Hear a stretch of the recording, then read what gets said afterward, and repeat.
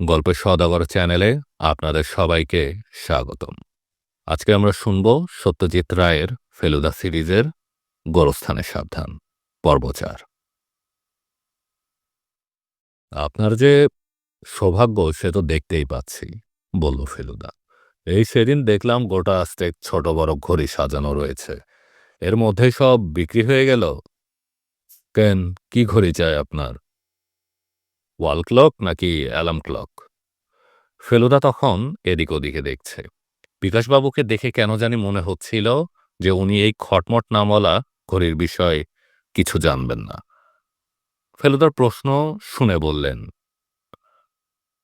Repeater বোধহয় এক রকমের অ্যালার্ম ঘড়ি, তবে পেরিগাল ঠিক বুঝলাম না। তা ঘড়ির বিষয় জানার জন্য তো খুব ভালো লোক রয়েছে। তার বাড়িতে শুনেছি ২৫০ রকম ঘড়ি আছে। ঘড়ি পাগলা লোক আর কি। কার কথা বলছেন? মিস্টার চৌধুরী, মহাদেব চৌধুরী। বাঙালি? বাঙালি হলেও পশ্চিম টশ্চিমে মানুষ। ভাঙা ভাঙা বলেন বাংলা, বেশিরভাগ ইংরেজিই বলেন। এলেম তার লোক। আগে বোম্বে ছিলেন, এখন কলকাতায় এসেছেন। আর এসেই যা পাচ্ছেন একটু ভালো হলেই কিনে নিচ্ছেন। অবশ্য পুরনো হওয়া চাই। আপনি যে বলছেন এখানে ঘড়ি দেখছেন না, তার বেশিরভাগই আপনি দেখতে পাবেন ওর বাড়িতে গেলে। আর লোকটা জানেও। আপনি একটিবার গিয়ে কথা বলে দেখুন না। কাগজে বিজ্ঞাপন দিয়েছিল, দেখেননি? কি বিজ্ঞাপন? কারো কাছে কোনো পুরান ঘড়ি বিক্রি থাকলে ওর সঙ্গে যোগাযোগ করতে। লোকটিকে একটা পুরোদস্ত ধনকুবের বলে মনে হচ্ছে। বাবা, ক্লথ মিল, সিনেমা হাউস, চা, ঝুট, রেসের ঘোড়া, ইম্পোর্ট এক্সপোর্ট, কি চাই আপনার? ঠিকানা জানেন? জানি বই কি। কলকাতার আলিপুর পার্ক, আর তাছাড়া পেরিটিতে গঙ্গার ধারে একটা বাড়ি কিনেছে। ওখানেই কাছাকাছির মধ্যে কাপড়ের মিল। এখন বোধ করি কলকাতায় আছে। তবে আপনারা সকালে না গিয়ে বিকেলে যাবেন। এখন আপিসে থাকবেন। দাঁড়ান, ঠিকানাটা লিখে দিচ্ছি। মহাদেব চৌধুরীর ঠিকানা নিয়ে আমরা পার্ক অকশন হাউস থেকে বেরিয়ে পড়লাম। আপনারা এক কাজ করুন, ফেলুদা গাড়িতে উঠতে উঠতে বলল, আমাকে ন্যাশনাল লাইব্রেরির এসপ্ল্যানেড রিডিং রুমে নামিয়ে দিয়ে একটিবার পার্ক স্ট্রিট গোরস্থানে গিয়ে দেখে আসুন তো, রিপোর্ট করার মতো কিছু আছে কিনা। রিপোর্ট? লালমোহন বাবুর গলা আর স্টেডি নেই। হ্যাঁ, রিপোর্ট। আর কিছু দেখবার দরকার নেই, শুধু গডউইনের সমাধিটা একবার দেখে আসবেন। এ দুদিন জল হয়নি, জায়গাটা শুকনোই পাবেন। ওখানে কাজ ছেড়ে চলে আসবেন আমার কাছে।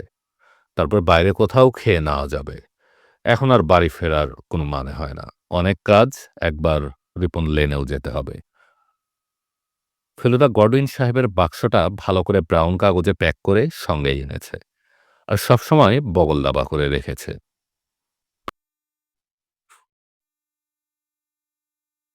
অবশ্য দিনের বেলা আর ভয়ের কি আছে বলুন, বললেন লালমোহনবাবু।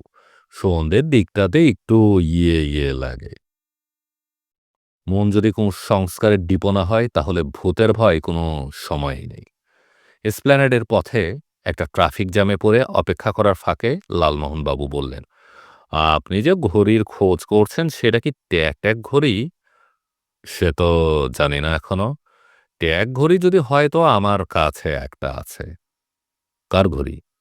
যার ঘড়ি তার ৩টে জিনিস রয়েছে আমার কাছে, ঘড়ি, ছড়ি আর পাগড়ি। গ্র্যান্ডফাদারের জিনিস। লেট পারিচরণ গঙ্গোপাধ্যায়। আচ্ছা, প্যারি নামটা কোথা থেকে এলো মশাই? এখানেই ছিল, বলল ফেলুদা। আপনি বাংলার রাইটার হয়ে প্যারি মানে জানেন না? প্যারি হলো রাধার আরেক নাম। যেমন রাধিকাচরণ, তেমনি প্যারিচরণ। Thank you sir. যা হোক, যা বলছিলাম, ঘড়িটা ভাবছি আপনাকে দিয়ে দিব। ফেলুদা বেশ অবাক। হঠাৎ? এ একটা কিছু দেব দেব করছিলাম কদিন থেকে। আমার হিন্দি ছবির সাফল্যের পিছনে তো আপনার অবদান কম নয়। আর তার মানে এই গাড়িটা হওয়ার পেছনেও হয়তো দেখবেন এই ঘড়িও সেই পেরিপিটার না কি বলেছিলেন সে জিনিস। সেটা চান্স কম। তবে আপনি যে জিনিসটা অফার করলেন তার জন্য আমি কৃতজ্ঞ। আপনার কাছে খুব যত্নে থাকবে, আমার কাছে খুব যত্নে থাকবে, এটা কথা দিতে পারি। ঊনবিংশ শতাব্দীর জিনিস তো আর ব্যবহার করা যায় না, তবে দম দেব রোজ। ঘড়িটা চলে? দিব্যি। ফেলুদাকে নামিয়ে দিয়ে যখন আমরা গোরস্থানে পৌঁছালাম তখন প্রায় ১২টা বাজে। এখানে কাজ সেরে ফেলুদাকে তুলে নিয়ে আমরা যাব নিজামে মাটন রোল খেতে। এটা ফেলুদারই প্ল্যান, ওই খাওয়াবে। অবশ্য তার আগে যাওয়া হবে রিপন লেনে বাক্স ফেরত দিতে। পার্ক স্ট্রিটে এই সময়টা ট্রাফিক কম, তাই দুপুর হওয়া সত্ত্বেও গোরস্থানের পরিবেশটা বেশ নিরিবিলি। গেট দিয়ে ঢুকে দু একবার ডাকাডাকি করেও বরমদেও দারোয়ানের দেখা পেলাম না। সে আবার ইঁদুরের সৎকার করতে কোনো ঝোপের পিছনে গেছে কিনা কে জানে। আমরা মাঝখানের পথটা দিয়ে এগিয়ে গেলাম। লালমোহন বাবুকে যতই ঠাট্টা করি না কেন, আর ফেলুদার কুসংস্কারের কথা যাই বলুক না কেন, এই গোরস্থানটার ভিতরে ঢুকলে সাহসের খানিকটা কম পড়ে যায় ঠিকই। শুধু সমাধিগুলা থাকলেও না হয় হতো। তার উপরে এত গাছপালা, এত ঝোপঝাড়, আগাছা কচুবনে ছেয়ে আছে জায়গাটা। তাতে ছমছমে ভাবটা আরও বেড়ে যায়। অবশ্য লালমোহনবাবু যতটা বাড়াবাড়ি করেছেন, ততটা করার মতো ভয়ের দিনের বেলা কি থাকতে পারে জানি নে। ভদ্রলোক এগোতে এগোতে আর চোখে ফলকগুলোর দিকে দেখছেন, আর সমানে মন্ত্র আওড়ানোর মতো করে বিড়বিড় করছেন। কি যে বলছেন সেটা কান পেতে শুনে তবে বুঝতে পারলাম, সেটা শোনার মতোই বটে। দোহাই পামার সাহেব, দোহাই হ্যামিল্টন সাহেব, দোহাই স্মিথ মেম সাহেব, ঘাটে মটকিও না বাবা, কাজে বাগড়া দিও না। তোমরা অনেক দিয়েছ, অনেক নিয়েছ, অনেক শিখিয়েছ, অনেক ঠিঙ্গিয়েছ, ক্যাম্বেল সাহেব, অ্যাডাম সাহেব, আর হু হু তোমার নামের তো বাবা উচ্চারণই জানি না। দোহাই বাবা, তোমার ধুলো ধুলো হয়ে থাকো, ধুলো ধুলো।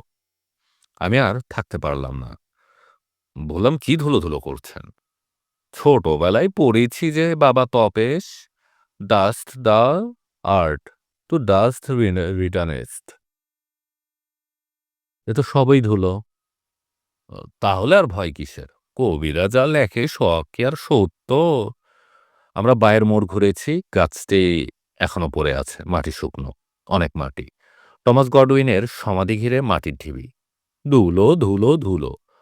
লালমোহন বাবু যেন মনে সাহস আনার জন্যই যান্ত্রিক মানুষের মতো কথাটা বলতে বলতেই গডউইনের সমাধির দিকে এগিয়ে গেলেন। তারপর তাকে ৩ বার ক আর ২ বার কং কথাটা বলতে শুনলাম। তারপরে তিনি দাঁত কপাটে লেগে কাটা গাছের মতো শটান হয়ে পড়ে গেলেন মাটির ঢিবির উপর। তার পা যেখানে পড়েছে তারপর থেকেই শুরু হয়েছে একটা গর্ত। সেটা প্রায় ১ মানুষ গভীর, আর সেই গর্তের মাটির ভিতর থেকে উঁকি মারছে একটা মরার খুলি। ১২-১০ ঝাঁকুনিতে লালমোহন বাবুর জ্ঞান ফিরে না এলে সত্যিই মুশকিল হতো। কারণ এরকম অবস্থায় এর আগে আমি কখনো পড়িনি। ভদ্রলোক গায়ের ধুলোমাটি ঝেড়ে বললেন, সাহিত্যিকদের নাকি সহজে অজ্ঞান হওয়ার একটা টেন্ডেন্সি আছে, বিশেষত ভয় পেলে। কারণ তাদের কল্পনা শক্তি সাধারণ লোকের চেয়ে অনেক বেশি ধারালো। তোমার দাদা যে কুসংস্কারের কথাটা বললেন সেটা একদমই বাজে। আমার মধ্যে ওসব একদম নেই। আমরা অবশ্য আর ১ মিনিটও সময় নষ্ট না করে সোজা চলে গিয়েছিলাম ফেলুদার কাছে। ওর কাজও শেষ হয়ে গিয়েছিল। না হলেও ও যে এমন খবর শুনে সব কাজ ফেলে গোরস্থানে চলে আসবে সেটা জানতাম। গডউইনের সমাধি দেখে মাটির ভেতর থেকে উঁকি মারা, প্রায় ১৫০ বছরের পুরান মরার খুলি দেখে আর চারদিকটা ভালো করে সার্চ করে সমাধি থেকে হাত ১০ দূরে পড়ে থাকা একটা কোদাল ছাড়া আর কিছু পেল না ফেলুদা।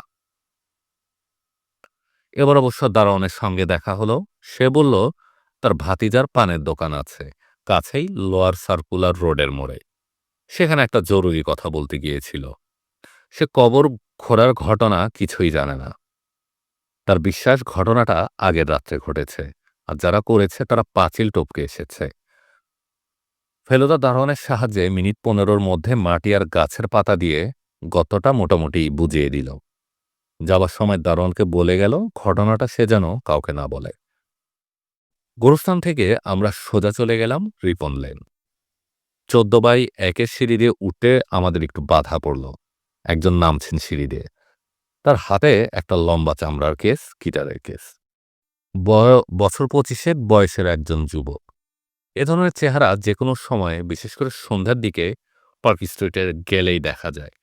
কাজেই বর্ণনা দেবার দরকার নেই। ক্রিস গডউইন এই যে বেরোলো, ফিরবে বোধহয় সেই রাত্রে, ব্লু ফক্সের বাজনা সেরে। দোতলা আজ আর কালকের মতো নিস্তব্ধ নয়।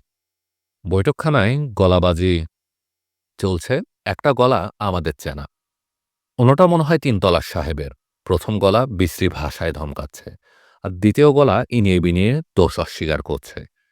কাস্কেট কথাটা বারবার ব্যবহার করছেন দুজনেই। ফেলুদা বারান্দায় গিয়ে বৈঠকখানার দরজায় টোকা মারল। সঙ্গে সঙ্গে বিস্ফোরণের মতো শোনা গেল, কন হ্যায়। আমরা তিনজনই চৌকাঠ পেরোলাম। অচেনা ভদ্রলোকটির গায়ের রং হলদে, সর্বাঙ্গে মেস্তা, মাথায় টাক, দুটো দাঁত সোনা দিয়ে বাঁধানো, বয়স ৬০-৬৫। ভদ্রলোক আমাদের দিকে পেছন ফিরে তাকিয়েছিলেন, দাঁড়িয়েছিলেন। ফেলুদা তাকে পাশ কাটিয়ে এগিয়ে গিয়ে হাতের বাক্সটা মোড়ক খুলে সোফায় বসে মিস্টার গডউইনের দিকে এগিয়ে দিল। এটা কাল নিয়ে যাওয়ার লোভ সামলাতে পারেনি, আমার রিসার্চে প্রচুর সাহায্য করবে। গডউইনের বাক্সটা পেয়ে এক মুহূর্তে হতভম্ব থেকে তারপর অট্টহাসিতে ফেটে পড়ল। So you fooled them, you fooled them, those fools, ধূর্ত ঠক জজ্জর। এবার শুধু রাগ আর বিদ্রূপে, আর তার সবটা গিয়ে পড়েছে অন্য ভদ্রলোকটির উপর। টম গডউইনের প্রেতাত্মা নিয়ে গেছে তার বাক্স? ইনি কি টম গডউইনের প্রেতাত্মা, দিস জেন্টলম্যান? কি মনে হয় তোমার? এই যে ইনি হচ্ছে মিস্টার অ্যারাকিস, আমার ৩ তলার প্রতিবেশী, যার টেবিলের ছটফটানি আমার প্রত্যেক বৃহস্পতিবারের সন্ধেগুলোকে মাটি করে দেয়। মিস্টার অ্যারাকিস পোকার মতো বাক্সটার দিকে চেয়েছিলেন। এবার তার দৃষ্টি গেল ফেলুদার দিকে। তারপর আবার বোকার মতো দৃষ্টি ঘুরিয়ে দরজার দিকে এগোতে গিয়েই তাকে থেমে যেতে হলো। ফেলুদা তার নাম ধরে ডেকেছে, মিস্টার অ্যারাকিস। ভদ্রলোক ফেলুদার দিকে চাইলেন। ফেলুদা ধীর কণ্ঠে বলল, এ বাক্সের একটা জিনিস বোধ হয় আপনার কাছে রয়ে গেছে। Suddenly not. অ্যারাকিস গর্জিয়ে উঠলেন, আর সেটা আপনি বা বুঝছেন কি করে?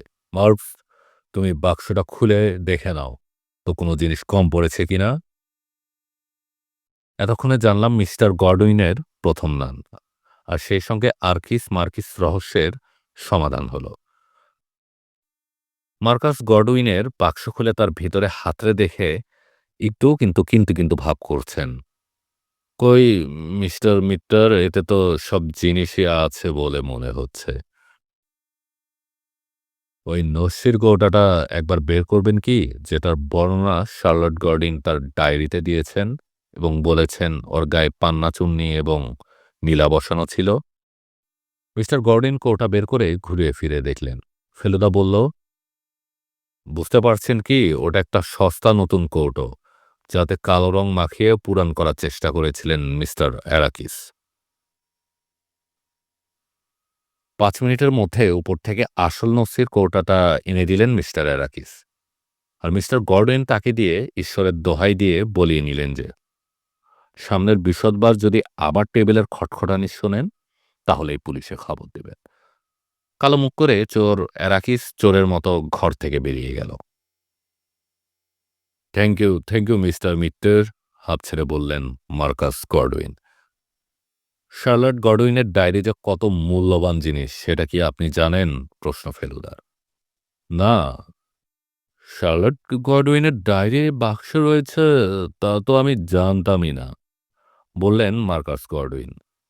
তবে একটা কথা আমি আপনাকে বলছি মিস্টার মিত্তের, আমার পূর্বপুরুষদের নিয়ে আমার বিন্দু মাত্র কৌতূহল নেই। সত্যি বলতে কি, আমার কোনো বিষয়েই কোনো কৌতূহল নেই। এখন শুধু মরার দিনটির জন্য অপেক্ষা। ওই বেড়াল ছাড়া আমার আর আপন বলতে কেউ নেই। সন্ধ্যাবেলা একজনের বাড়িতে গিয়ে পোকার খেলতাম, এখন গাউটের জন্য তাও পারি না।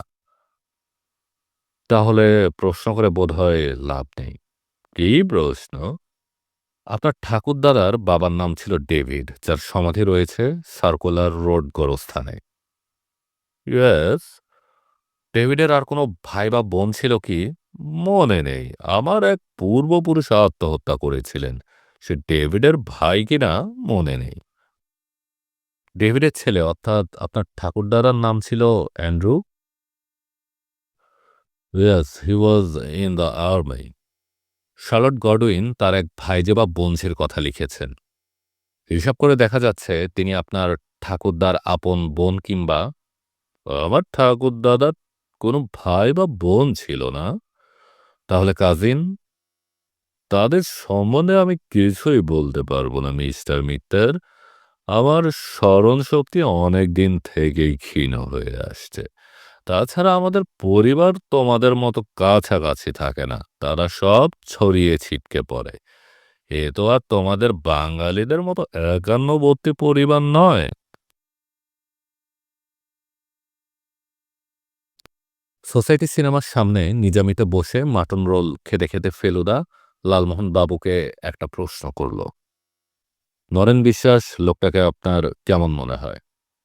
লালমোহন বাবু চিবানো শেষ করে ঢোক গিলে বলল, ভালোই তো, চোখের মধ্যে বেশ একটা ভাব আছে। আমারও তাই মনে হয়েছিল। এখন আর হচ্ছে না। অবশ্যই একটা দোষের একটা মানুষের গোটা চরিত্র নষ্ট করে দেয় না। কিন্তু এটা বলতেই হয় যে ভদ্রলোক একটা মারাত্মক অন্যায় করে ফেলেছেন। আমরা দুজনেই খাওয়া থামালাম। আজ প্রমাণ পেলাম যে ওর মানিব্যাগের কাটিং দুটো ন্যাশনাল লাইব্রেরির রিডিং রুমে সযত্নে রক্ষিত ১৫০-২০০ বছরের পুরান খবরের কাগজ থেকে ব্লেড দিয়ে কেটে নেওয়া। আমার মতে এ অপরাধের জন্য মানুষের জেল হওয়া উচিত। আমি কল্পনা করতে চেষ্টা করলাম নরেনবাবু রিডিং রুমে বসে দম বন্ধ করে গোপনে কর্মচারীদের দৃষ্টি এড়িয়ে এই দুষ্কর্মটি করেছেন। কিন্তু পারলাম না। সত্যি মানুষকে দেখে চেনার উপায় নেই। এটা একটা রোগ বলতে পারেন, ফেলুদা বলে চলল। আর এ ধরনের অন্যায় কাজ না ধরা পরে সাকসেসফুলি করতে পারলে মানুষ একটা উৎকট আনন্দও পায়। নিজেকে আর ৫ জনের চেয়ে বেশি চতুর মনে করে একটা আত্মতৃপ্তি অনুভব করে। Very sad. মাটন রোলের পর লস্যির অর্ডারের সঙ্গে সঙ্গে ফেলুদাও বিলটা আনতে বলে দিল। ঘড়িতে বলেছে ২:৩০। আরও ৩ ঘন্টা সময় কাটিয়ে তারপর যেতে হবে ঘড়ি পাগল মিস্টার চৌধুরীর বাড়িতে। আমি জানি পেডিগ্যাল রিপোর্টারের সমস্যার সমাধান না হওয়া পর্যন্ত ফেলুদার স্বস্তি নেই। আচ্ছা মশাই, হাড় গিলেও কি এভাবে খাবারের প্রত্যাশায় জানালার পর হাত পারত নাকি? আমাদের রাস্তার পাশের দিকে একটা জানালা, তার উপর একটা কাক বসে কিছুক্ষণ থেকেই কা কা করছে। সেটার দিকে তাকিয়েই লালমোহনবাবু প্রশ্নটা করেছেন। সম্ভবত না, বলল ফেলুদা। তবে বাড়ির আলসে বা ছাতের পাঁচিলে যে বসত তার অনেক প্রমাণ পুরানো ছবিতে আছে। আশ্চর্য, পাখিটার চেয়ে চেহারা কিরকম তাই তো জানি না। জানার একটা উপায় হচ্ছে চিড়িয়াখানায় যাওয়া। আর না হয় চলুন কর্পোরেশন স্ট্রিট দিয়ে বেরোবো। মিউনিসিপ্যাল বিল্ডিং এর সামনেই কর্পোরেশন সিম্বলে হারগিলের চেহারা দেখিয়ে দিব। যাবেন মিউনিসিপ্যাল বিল্ডিং এ? আপনি এখনো কর্পোরেশন স্ট্রিট বলছেন? হেসে বলল জটায়ু।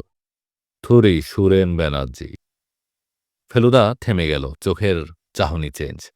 পকেট থেকে খাতা বের করে কি জানি লিখল। তারপর ছটফটে ভাব, কারণ বিল দিতে দেরি করছে। ফেলুদা বেয়ারা বলে হাঁক দিল, যেটা সচরাচর করে না। বিল দিয়ে গাড়িতে উঠে ড্রাইভার হরিপথকে নির্দেশ দিয়ে দিল। গাড়ি সুরেন ব্যানার্জি রোডে গিয়ে পড়ল। ফেলুদা বাড়ির নম্বর দেখছে। যদিও সব বাড়িতে নম্বর নেই, কলকাতায় এই এক আরেকটা কেলেঙ্কারি। আরেকটু এগিয়ে যাব ভাই, তোপসে ১৪১ দেখলেই বলবি। মনে পড়ে গেল ১৪১ এসএনবি, সুরেন্দ্রনাথ ব্যানার্জি। বুকটা টিপ টিপ করছে। ওই যে ১৪১। গাড়ি থামল। বাড়ির গায়ে লেখা ব্রাউন অ্যান্ড শেপার্ড পিএস। পাওয়া গেল, মিলে গেছে। ফেরদার সঙ্গে আমরা দুজনও ভিতরে ঢুকলাম। লিফট দিয়ে উঠতে হবে। দোতলার লিফট থেকে বেরিয়েই একটা সোফা বেঞ্চি পাতা ঘর। একজন কর্মচারী আমাদের দিকে এগিয়ে এলেন। ফেলুদার ইতস্তত ভাব, কারণ সে প্রশ্নটা করতে হলো সেটা একটা বেকুবি গন্ধ থাকতে বাধ্য। ইয়ে, ভিক্টোরিয়ার কোনো ছবি আছে আপনাদের এখানে? Victoria Memorial? না, কুইন ভিক্টোরিয়া। আগে না, আমাদের এখানে শুধু ভারতবর্ষে যারা এসেছেন তাদের ছবি পাবেন। এডওয়ার্ড দ্য সেভেন্থ পাবেন যখন প্রিন্স অফ ওয়েলস ছিলেন। জর্জ দ্য ফিফথ, দিল্লির দরবার, এসব এখনো পাওয়া যায়। প্রিন্ট তৈরি থাকে না, নেগেটিভ আছে, অর্ডার দিলে করে দেই। 1854 থেকে সব নেগেটিভ রাখা আছে। বলেন কি? 1854? ব্রাউন অ্যান্ড শেপার্ড হলো পৃথিবীর দ্বিতীয় প্রাচীনতম ফটোর দোকান। তার মানে তো হাজার হাজার নেগেটিভ থাকবে আপনাদের এখানে। আসুন না, দেখিয়ে দিচ্ছি। ওই যে দেওয়ালে দেখুন ঝুলছে, 1880-তে মনুমেন্টের উপর থেকে তোলা ছবি। এতক্ষণ দেখিনি, এবার বলতে চোখ গেল। ১ হাত বাই ৫ হাত সাইজের ছবি। মনুমেন্টের উপর থেকে প্রায় ১০০ বছর আগের কলকাতা শহর। ডালহৌসি এসপ্ল্যানেড থেকে শুরু করে উত্তরে যতদূর দেখা যায়। গির্জাগুলির মাথা অন্য সব বাড়িকে ছাপিয়ে উঠেছে। ত্রিসীমানায় একটা হাই রাইজও নেই। দেখলেই বোঝা যায় শান্ত শহর। নেগেটিভের ঘর থেকে চোখটা এড়িয়ে গেল। ঘর চার দেওয়ালের মেঝে থেকে সিলিং অবধি শেলফ উঠে গেছে। আর প্রত্যেকটা শেলফ ব্রাউন রঙের চ্যাপ্টা চ্যাপ্টা বাক্সে ঠাসা। প্রত্যেক বাক্সের গায়ে লেখা রয়েছে তাতে কোন সালের কি ধরনের ছবি রয়েছে। ফেলুদা শেলফগুলোর সামনে ঘুরে ঘুরে লেখাগুলোর দিকে কিছুক্ষণ খুব মনোযোগ দিয়ে হাতের রিস্ট ওয়াচটার দিকে একবার চেয়ে আমাদের দিকে ফিরে বলল, তোরা ঘন্টাখানেক ঘুরে আয়, আমার একটু কাজ আছে এখানে। লিফটে উঠে লালমোহন বাবু বললেন, তোমার দাদার হুকুম শিরোধার্য। ওই একটা লোককে না বলা যায় কি পার্সোনালিটি। চলো একটিবার ফ্রাঙ্ক রসে। গাড়িটা সুরেন ব্যানার্জির রোডেই রেখে আমরা চৌরঙ্গি দিয়ে গ্র্যান্ড হোটেলের দিকে হাঁটতে লাগলাম। লালমোহন বাবু কি ওষুধ কিনবেন জানি না, জানার দরকারও নেই, উদ্দেশ্য কেবল সময় কাটানো। ভিড়ের মধ্যে কলিশন বাঁচিয়ে কিছু দূর এগোনোর পর ভদ্রলোক বললেন, কিছু বুঝতে পারছো ভাই তপেশ, তোমার দাদার মতি গতি? বলতে বাধ্য হলাম যে কিছুই বুঝছি না, তবে এটুকু আন্দাজ করতে পারছি যে ফেলুদা ছাড়াও আরেকজন কেউ শার্লট গডউইনের ডায়েরি পড়েছে, আর সেই পড়ার সঙ্গে টমাস গডউইনের কবর খোলার একটা সম্পর্ক রয়েছে। ২০০ বছর মাটির নিচে থাকার পরও যে দেহ কঙ্কাল অবস্থায় থাকে, সেটা কি তুমি জানতে? জটায়ু জিজ্ঞেস করলেন। এ ব্যাপারে জব চার্নকের মৃতদেহ নিয়ে একটা ঘটনা ফেলুদা আমাকে বলেছিল, সেটা লালমোহন বাবুকে বললাম। চার্নক মারা যাবার ২০০ বছর পরে সেন্ট জনস গির্জার একজন পাদ্রির হঠাৎ সন্দেহ ঢোকে, চার্নকের সমাধিটা সত্যি সমাধি তো নাকি এমনি একটা স্তম্ভ খাড়া করা হয়েছে। সন্দেহটা এমনই পেয়ে বসে যে পাদ্রি শেষে লোক দিয়ে মাটি খোঁড়ালেন। ৪ ফুট নিচে পর্যন্ত কিছু পাওয়া গেল না, কিন্তু আর ২ ফুট খুঁড়তেই একটা কঙ্কালের হাত বেরিয়ে পড়ল। পাদ্রি মানে মানে গর্ত বুঝিয়ে দিলেন। ফ্রাঙ্ক রসিকে লালমোহন বাবু যখন কাউন্টারের সামনে দাঁড়িয়ে বলেছেন, 1 for hands for the gums family size, ঠিক তখনই লক্ষ্য করলাম দোকানে একজন চেনা লোক ঢুকছেন। তিনি অবশ্য আমাদের দেখা মাত্র চেনেননি, বার দুতিনেক আমাদের দিকে তাকিয়ে তারপর মুখে হাসিটা এলো। নবীনবাবুর ভাই গিরিনবাবু, হাতে একটা বড় বাক্স, তাতে লেখা হংকং ড্রাই ক্লিনার্স। বললেন, দাদার জন্য ওষুধ নিতে এসেছি। কেমন আছো নরেনবাবু? জিজ্ঞেস করলেন জটায়ু। দাদা বেটার, ভালো কথা। আপনাদের সঙ্গে সেদিন যিনি ছিলেন তিনি নাকি গোয়েন্দা প্রদোষ মিত্তির। দাদা দিলেন খবরটা। ভদ্রলোকের নাম শুনেছি আগে, ভাবছিলাম। গ্রিনবাবু ভ্রু কুঁচকে একটু যেন অন্যমনস্ক হলেন, তারপর বললেন, ওকে বাড়িতে পাওয়া যায় কখন? সেটা তো বলা মুশকিল। আমি বললাম, তবে ডিরেক্টরিতে নাম্বার পাবেন। আপনি আসতে চাইলে আগে ফোন করে নিতে পারেন। হুম, ওর সঙ্গে একটু ঠিক আছে, আমি টেলিফোন করে নিব। বলবেন প্রদোষবাবুকে দরকার পড়লে যাব। হে হে। আমরাও হে হে করতে করতে ভদ্রলোকের কাছ থেকে বিদায় নিয়ে বেরিয়ে পড়লাম। নিউ মার্কেটে একটা চক্কর মেরে মতিশিল স্ট্রিট দিয়ে সুরেন ব্যানার্জিতে পড়লাম। বোর্ন অ্যান্ড শেপার্ডের সামনে এসে দেখি ফেলুদা গাড়ির পাশে দাঁড়িয়ে আছে। ওর কাজ নাকি যা আন্দাজ করেছিল তার একটু আগেই শেষ হয়ে গিয়েছে। বীরেনবাবুর সঙ্গে দেখা হবার খবরটা ফেলুদাকে দিলাম। বটে, বলল ফেলুদা। কি বললেন ভদ্রলোক? আমি জানি ফেলুদাকে ভাষা ভাষা ভাবে কিছু বললে চলবে না, তাই যা কথা হলো সব ডিটেলে বললাম। এমনকি ভদ্রলোকের হাতের লন্ডির বাক্সটার কথাও বললাম। ফেলুদা চুপ করে শুনে গেল। কাজ কেমন হলো? লালমোহনবাবু জিজ্ঞেস করলেন। ফার্স্ট ক্লাস, বলল ফেলুদা। একেবারে রত্নখনি। আর ওখান থেকে ফোন করে জেনে নিয়েছি মিস্টার চৌধুরী বাড়ি ফিরেছেন। পাকা অ্যাপয়েন্টমেন্ট হয়ে গেছে। মখমলের মতো মোলায়েম গলায় কথা বললেন ভদ্রলোক। বাজাঘড়ি বা টাইমিং ক্লক অনেক শুনেছি, কিন্তু মহাদেব চৌধুরীর বাড়িতে ঢুকতে না ঢুকতে ৬টা বাজার যেসব অদ্ভুত শব্দ একটার পর একটা ঘড়ি থেকে আমাদের কানে আসতে লাগলো, সেরকম ঘড়ির বাজনা আমি আর কোনোদিন শুনিনি। লালমোহন বাবু বললেন, এ যেন স্বর্গদ্বার দিয়ে ঢুকছি মশাই, মাঙ্গলিক বাজছে, এ রিসিপশন ভাবা যায় না। ঢুকতেই যে ভদ্রলোকের সঙ্গে দেখা হলো তা নয়, একজন কর্মচারী গোছের লোক এসে বলল, মিস্টার চৌধুরী ব্যস্ত আছেন, আমাদের একটু অপেক্ষা করতে হবে। আমরা একটা অফিস ঘরে গিয়ে বসলাম। এই ছোট্ট ঘরেও দুটো বাহারের ঘড়ি, একটা দেয়ালে, একটা বুক সেলফের ওপর। ঘড়ির শব্দ থামতে এখন বাড়িটা থমথমে মনে হচ্ছে।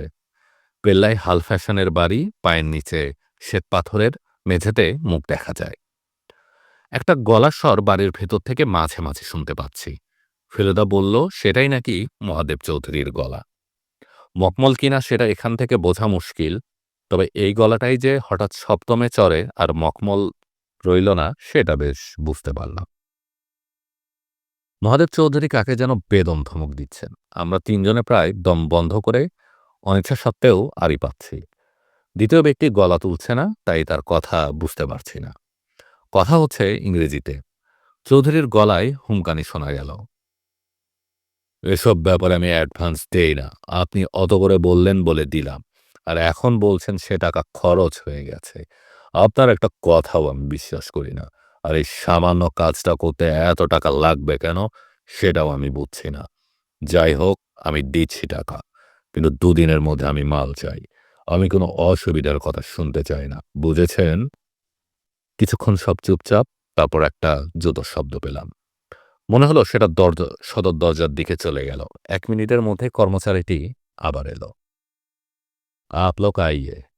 মিস্টার চৌধুরীর মাথার চুল থেকে জুতার ডগা পর্যন্ত সত্যিই মখমলের মতো। ভদ্রলোক দিনে দুবার দাড়ি কামান নিশ্চয়ই, নাইলে সন্ধ্যা ৬টার পর পুরুষ মানুষের গাল এত মসৃণ হয় না।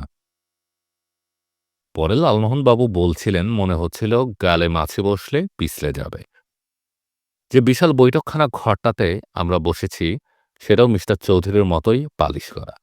আনাচে কানাচে কোথাও এক কোণা ধুলো বা একটা পিঁপড়ে বা আরশোলা থাকতে পারে বলে মনে হলো না। সোনার হোল্ডারে ধরা সিগারেট একটা টান দিয়ে ধোয়া ছেড়ে ফেলুদার দিকে চেয়ে প্রশ্ন করলেন মিস্টার মহাদেব চৌধুরী। ওয়েল, ঘড়িটা এনেছেন সঙ্গে? আমরা সবাই অবাক, ফেলুদা তো বটেই। ঘড়ি? কি ঘড়ি বলুন তো? প্রশ্ন করল ফেলুদা। আপনি যে বললেন একটা ঘড়ির ব্যাপারে দেখা করতে আসছেন, আমি তো ভাবলাম আমার বিজ্ঞাপন পড়ে ফোন করেছেন আমাকে। মাফ করবেন মিস্টার চৌধুরী, আমি আপনার বিজ্ঞাপন পড়িনি। আমার একটা ব্যাপার একটু জানার দরকার হয়ে পড়েছে, সেটা সম্ভবত ঘড়ি সংক্রান্ত। শুনলাম আপনি ঘড়ির বিষয়ে অনেক কিছু জানেন, তাই?